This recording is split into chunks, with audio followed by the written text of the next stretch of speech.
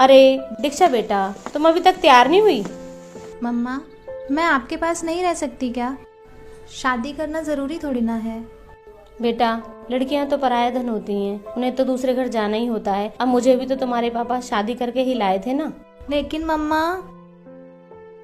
बेटा टेंशन मत लो, आपके पापा ने देखा है उनको, लड़का बिजनेसमैन है, तुम्हें बहुत खुश रखेगा। देखना, तुम्हारी शादी भी हम धूमधाम से करेंगे, तेरे चाचा जी की तरह नहीं जिन्होंने अपनी बेटी की शादी में कुछ भी नहीं दिया था। चलो अब उठो और जल्दी से तैयार हो जाओ, लड़के वाले आते ही होंगे। अरे मास्टर जी, बड़ी भाग्यशाली है आपकी बेटी, जो हमारे लड़के और फैमिली दोनों को पसंद आ गई। इससे पहले ना जाने कितनी लड़कियां देखी इसने, पर इसे कोई पसंद ही नहीं आई आज से पहले। बड़ी ही समझदार और संस्कारों वाली है हमारी बेटी। हमारा बेटा भी किसी मामले में कम नहीं है, लाखों में एक है हमारा लाल जी। ये तो और भी अच्छी बात है। वाह भाई वाह, दोनों ही बच्चे पढ़े लिखे और संस्कारी हैं। इससे बड़ी खुशी की बात और क्या होगी हमारे लिए। तो फिर देर किस बात की, कुंडलियां मिलवाकर शुभ मुहूर्त निकलवाइए। जी बिल्कुल। अच्छा तो मास्टर जी, बच्ची से पूछ के बता देना, चलते हैं।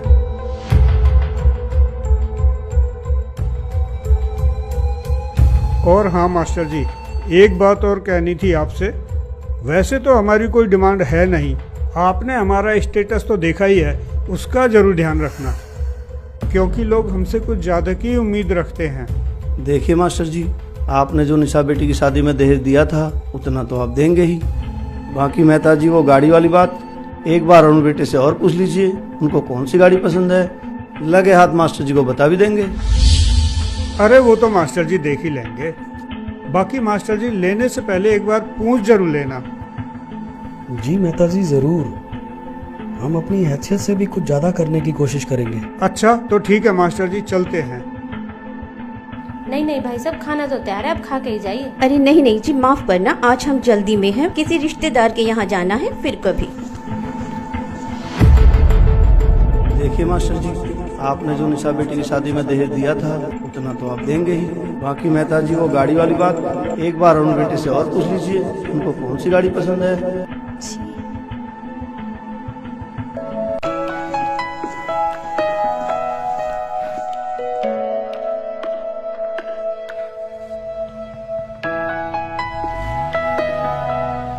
ठीक है तो मास्टर जी, चलता हूँ, इजाजत दीजिए। अरे नहीं नहीं शर्मा जी, आप तो खाना खाकर ही जाना। हाँ हाँ शर्मा जी, खाना तो खा के ही जाइए। मास्टर जी, जरूरी काम से कानपुर जाना है, बस आप दीक्षा बेटी की शादी में दहेज की कमी मत छोड़ो। उसकी कोई दिक्कत नहीं है शर्मा जी, आपको तो पता ही है हमने अपनी बड़ी बेटी निशा की शादी कितनी धूमधाम से की थी। हमारी बेटी सुखी रहनी चाहिए, हमें कोई दिक्कत नहीं है दहेज देने में। देखो मास्टर जी, उन्होंने मुझे कहा दहेज की बात करने को, सोचा आपको बता दूं ताकि बाद में कोई दिक्कत ना हो। अब आपको तो पता ही है मास्टर जी, वो हाई सोसाइटी के लोग हैं और लड़का भी बिजनेसमैन है, जी उनकी डिमांड भी इसी तरह की है। ओके नमस्कार, चलता हूँ।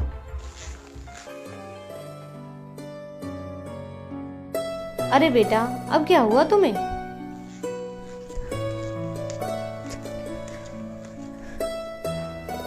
मम्मा प्लीज, नहीं करनी मुझे ये शादी। अरे बेटा, तुम्हें तो खुश होना चाहिए, कितना अच्छा परिवार मिला है तुम्हें। जैसे निशा बेटी की शादी धूमधाम से हुई है, वैसे ही तुम्हारी शादी भी हाई सोसाइटी में होगी, तुम्हारी बहन निशा की तरह। हाँ मम्मा, ऐसी जगह शादी कर दो कि मैं भी रोज रोज मरने की सोचूं दीदी की तरह। दीक्षा बेटा, ये क्या बोल रहे हो आप?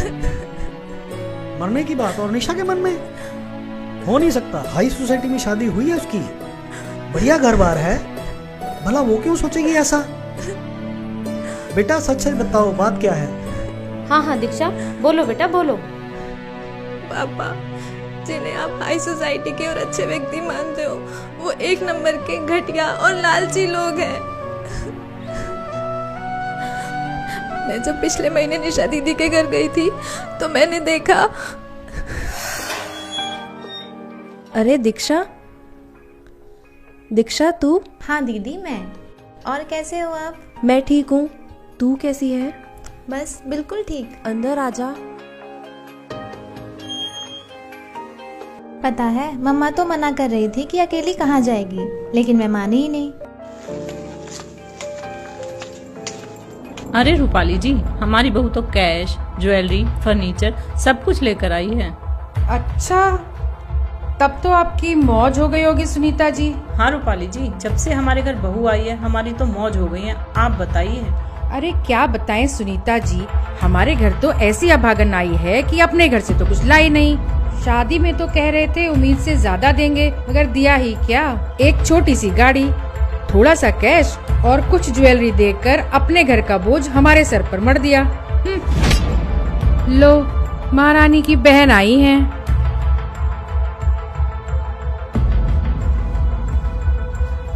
नमस्ते मौसी जी। नमस्ते मौसा जी। नमस्ते बेटा, आओ बैठो। अरे मेरे कपड़े कहाँ हैं? जी वो तो अलमारी में रखे हैं।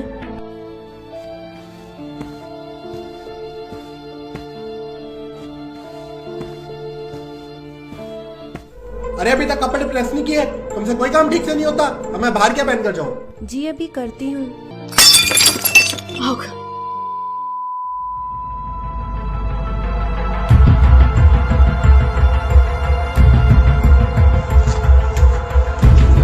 अरे देख कर नहीं चल सकती, करम जली, नुकसान कर दिया। ध्यान कहाँ रहता है तेरा? अरे इसके तो रोज के यही काम है। मेरी किस्मत ही खराब है जो ऐसी वाइफ मिली। नुकसान करने में सबसे आगे और काम करने में। हाँ।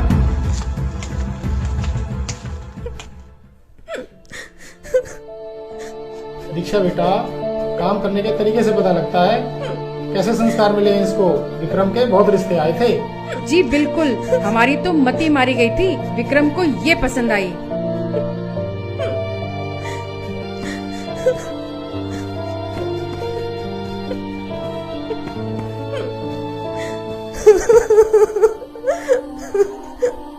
दीदी, क्या आप रोजाना इसी माहौल में रहते हो?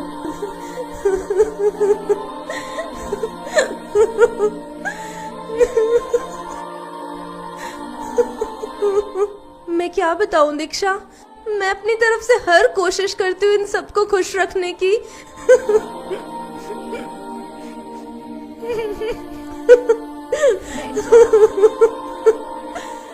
लेकिन इनके ऐसे व्यवहार से कभी कभी मन करता है कि सुसाइड कर लूं, बस ऐसे लोगों से छुटकारा मिल जाए।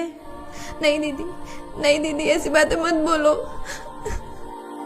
दीक्षा, तुम्हें मेरी कसम, तुम मम्मी पापा को ये बात नहीं बताओगी, नहीं तो वो लोग बहुत परेशान हो जाएंगे। कितने अरमानों से उन्होंने मेरी शादी की थी।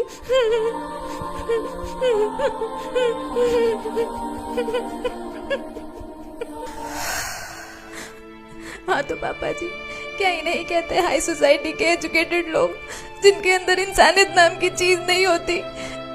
छी, बाहर में जाए ऐसी सोसाइटी। बस दीक्षा, बस करो। अपने हिसाब से हमने रिश्ता अच्छा ही देखा था, और क्या नहीं किया हमने निशा की शादी में। लेकिन तो तुम क्या चाहती हो?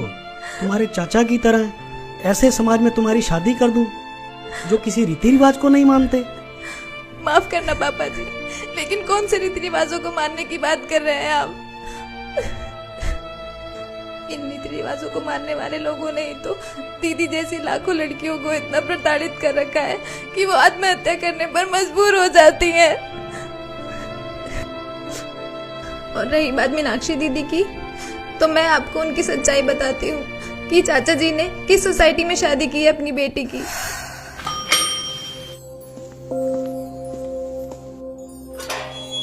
अरे दीक्षा बेटा।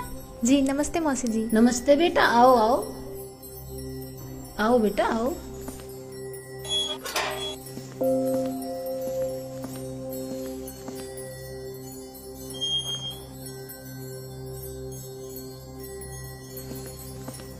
अरे मीनाक्षी, देखो तो जरा कौन आया है। बेटा बैठो।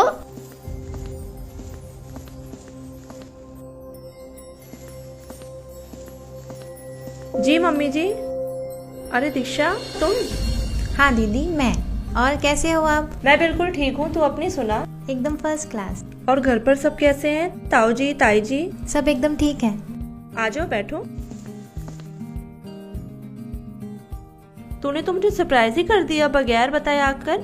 अरे मम्मी जी, आप बैठिए, आप बैठो, आ जाओ।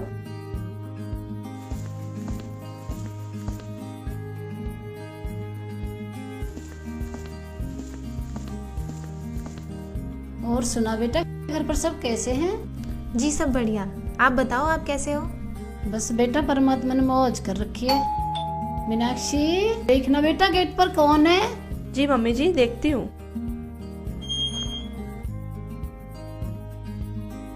अरे दीक्षा बेटी आई है क्या? नमस्ते मौसा जी। नमस्ते जीजू। नमस्ते बेटा, बैठो बैठो आप। और कैसे हो बेटा? जी बिल्कुल ठीक। और दीक्षा, क्या कुछ चल रहा है आजकल?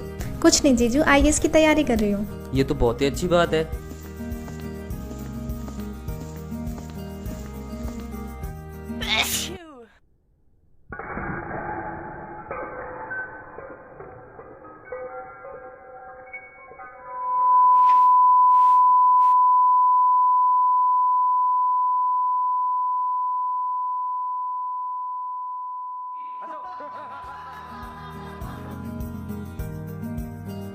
कोई नहीं बेटा, हो जाता है, इसे मैं साफ कर देती हूँ, आप और ले आओ।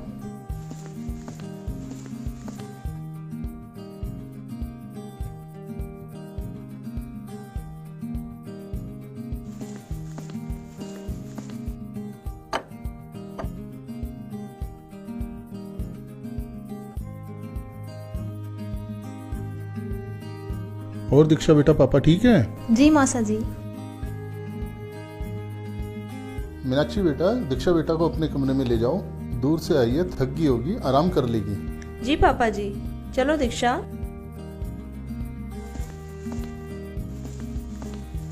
आओ बैठो। और सुना दीक्षा, तेरी पढ़ाई कैसी चल रही है?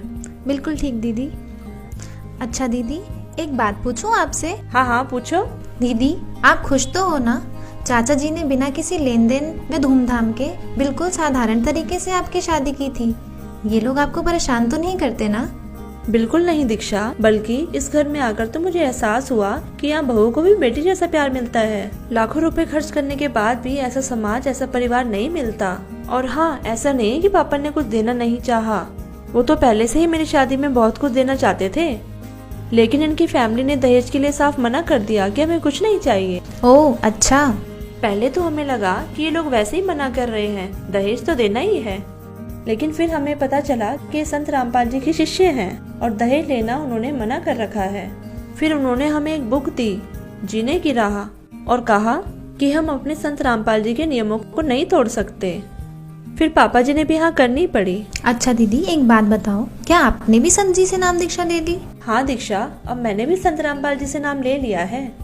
दीक्षा, शादी के बाद तेरे जीजू ने मुझे बताया कि संत रामपाल जी क्या ज्ञान बताते हैं।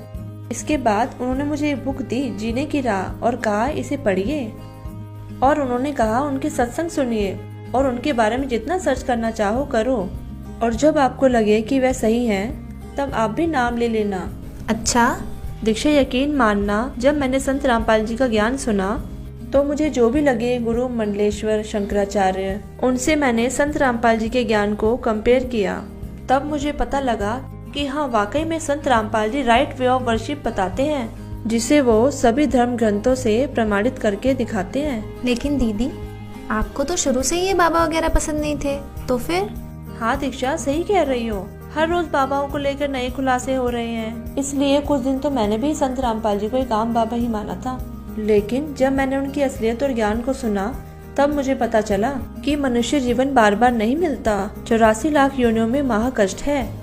दीक्षा, संत रामपाल जी पर संदेह करना मूर्खता की पहचान है। ओके। हाँ, फिर जब मुझे हर तरफ से संतुष्टि हो गई तब मैंने तेरे जीजू से कहा कि आप मुझे भी संत रामपाल जी से नाम दीक्षा दिला दीजिए। तब उन्होंने आश्रम ले जाकर मुझे नाम दीक्षा दिलाई। और हाँ, एक और कमाल की बात मैंने ये देखी कि हजारों की भीड़ में मुझे एक भी नशा करने वाला व्यक्ति नहीं मिला।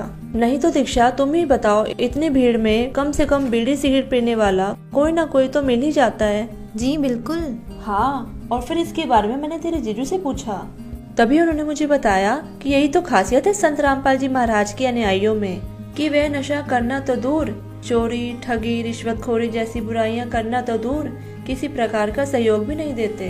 दीदी, मैंने तो यहाँ तक सुना है कि संत रामपाल जी के अनुयायी नशे को हाथ तक नहीं लगाते। हाँ, बिल्कुल सही सुना है तुमने दीक्षा। तुझे पता है, इस घर में मुझे बेटी से भी ज्यादा प्यार मिल रहा है, जिसकी उम्मीद मुझे शादी से पहले 1% भी नहीं थी। और ऐसा सिर्फ और सिर्फ संत रामपाल जी के ज्ञान आधार से ही है। ये तो बहुत अच्छा हुआ दीदी। अब आप लोग ही बताओ कौन सुखी है? बेटी, आज आपने ये सच्चाई बताकर हमारी आंखें खोल दी।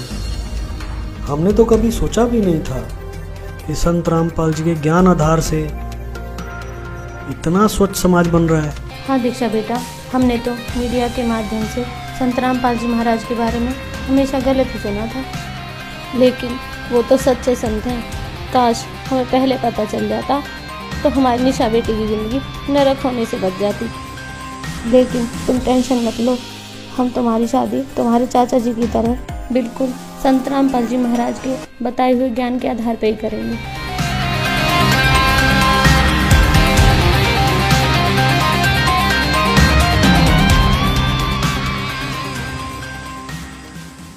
तो परमात्मा की शरण में आने के बाद वही विवाह आज आप देख रहे हो। उस परमेश्वर की कृपा से परमात्मा ने हमारा ज्ञान हटा दिया। यहाँ पर बच्चों का विवाह करा दिया जाता है और 5-7 भगत उनके रिश्तेदार आते हैं, घर वाले, और यहाँ आश्रम में उनका 10 रुपये खर्च नहीं होता। सिंपल रोटी जो रोज हम बनाते हैं वही खाएंगे। ये ड्रामाबाजी हमने नहीं करनी। बच्चों का संयोग परमात्मा जोड़ता है। हमारे इस नाटकबाजी से विवाह नहीं होता। विवाह तो मालिक ने कर रखा होता है और वचन से बच्चे एक दूसरे से जोड़े जाते हैं। जो लाखों रुपए में विवाह हुआ करता था, यहाँ वो फ्री ऑफ कॉस्ट हो रहा है। तो संस्कार चेंज कर दिए परमात्मा ने। वो हमारा लेन देन खत्म कर दिया और एक न्यारी उमंग होती है ऐसे सिंपल ब्याह करने में। तो पुण्यात्माओं, जिनके संतान नहीं है और ये भक्ति मार्ग जिनको मिल गया, उनको विश्वास भगवान पर हो गया कि जो मालिक कहता वो सही है, उनका कल्याण तो होया पड़ा है। और दूसरे जिनकी दृढ़ विश्वास मालिक पर हो गया, संतान भी है, बच्चा ने भी लाओ लाइन पर, कल्याण उनका भी गारंटेड है। इसलिए इस काल की व्यवस्था से अपने विचारों को ऊंचा उठाओ, परमात्मा पर विश्वास रखो। जो वो करते हैं वो सही करते हैं। मानुष जन्म पाए कर नहीं रटे हरि नाम, जैसे कुआं जल बिना फिर बनवाया क्या काम। दोस्तों, आपने देखा कि जब दीक्षा संत रामपाल जी महाराज से नाम उपदेशी परिवार में जाती है तो ये देखकर हैरान हो जाती है कि देश में ऐसे भी परिवार हैं जो दहेज लेना पाप समझते हैं। कठोर से कठोर कानून बनाने के बाद भी सरकार की नीतियां दहेज लोभियों के सामने बोनी प्रतीत हो रही हैं। लाखों परिवारों को इस दहेज रूपी राक्षस ने बर्बाद कर दिया। संत रामपाल जी महाराज के आध्यात्मिक ज्ञान से दहेज जैसी बुराई ही नहीं बल्कि अन्य बुराइयों का भी अंत होता जा रहा है। दोस्तों, संत रामपाल जी महाराज के भक्ति नियमों पर चलते हुए इनके शिष्यों ने एक मिसाल कायम की है कि न तो दहेज लेंगे और न ही दहेज देंगे। संत रामपाल जी के इस नियम पर चलते हुए एक खुशहाल और सभ्य समाज तैयार हो रहा है। लाखों शादियां बिना दहेज, बिना बाहरी आडंबर के हो रही हैं, जिससे समाज में सुख और शांति